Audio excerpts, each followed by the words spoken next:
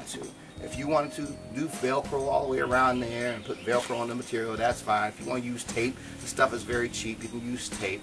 Whatever works for you. If you want to use some more of the fittings, like I showed you, that's connected to the end of the pipe to fasten it on there, that's completely up to you. That's flexible. And if you have any other ideas of how to do that you think may work better, upload a video, send a note, reply. I would love to hear what you have to say. I'd love to hear your comments and your thoughts. Now, for the last two things, what I want to show you is on the PhotoVision video series. I've spoken about that. Absolutely love that resource. Check them out at photovisionvideo.com. It's well worth the little $49 investment to get a DVD chock full of ideas and examples, and seeing other photographers that are professionals out there doing their craft. You get fantastic ideas. I'll put a link down at the bottom. In fact, the regular price is $199. If you use the code that I'm going to include in the bottom of, go to the link that I'm going to include and use the code PVFan. I'll also put that in the notes below. Then you'll save 70%, I believe is what it is. So it comes out to $49 a year. Excellent resource. My most favorite of all. So, but in one of the videos, they were using what they called a fuzzy flector or a fuzzy reflector, whichever one you want to call it. I personally, after doing the research, didn't like the price. Okay, but I said I gotta have it, and I thought about it, prayed about it, and came up with something that I think is probably to me personally, many times better. This is my version of the fuzzy flector, and on one side we have plain white.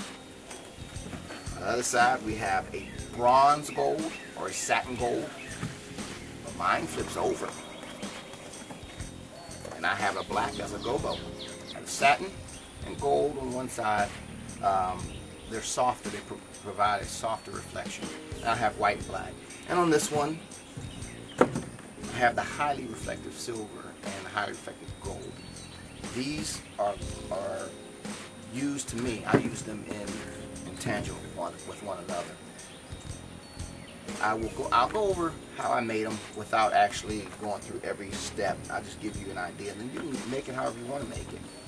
But I started with a black foam board and a white foam board. That takes care of my two sides. And then I picked up also at the art shop, you know, a Michaels or a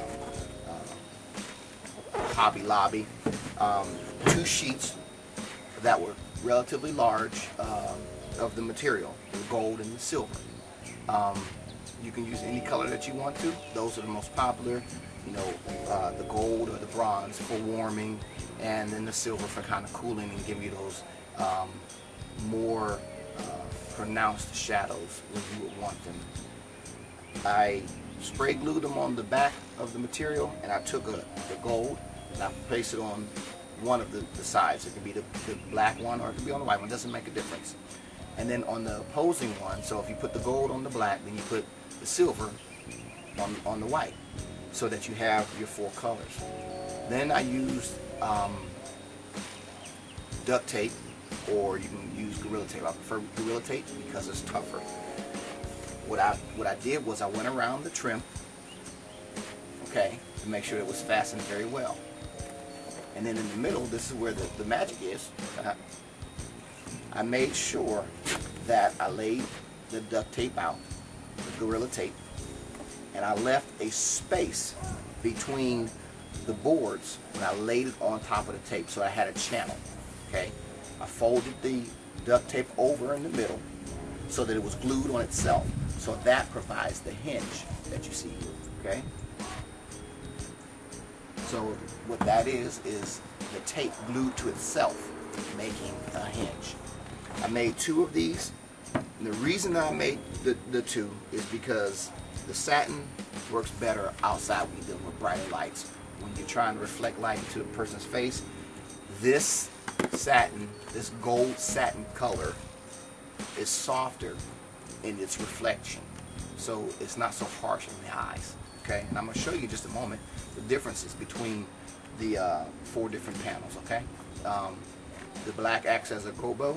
The white, you know, we always use white foam core, foam board for reflecting light as well. It works fantastic. So those are my items. Let me show you real quick how they look when they're reflected. So I'm going to put the camera on a grill that I have sitting up here, then I will show you how the sunlight reflects on it and the quality of light and the harshness. Okay, here we are. We have the grill that's going to be our subject.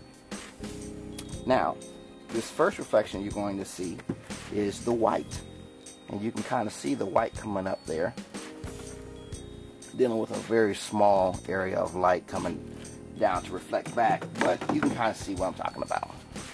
Okay, there's the white. You see it kind of filling in on the shadow side there. Okay, here's the gold satin, or satin gold, whatever you want to call it. So it's a little softer, but look at how it does. You see that?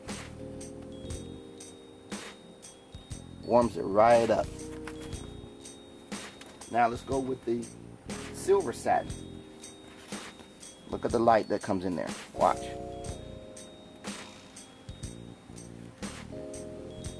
That's the softer of the 2 silvers. Okay. Now, here's the very bright, very reflective silver.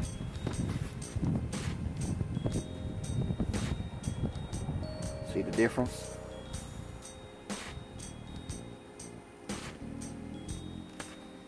And here's the very reflective, very metallic gold.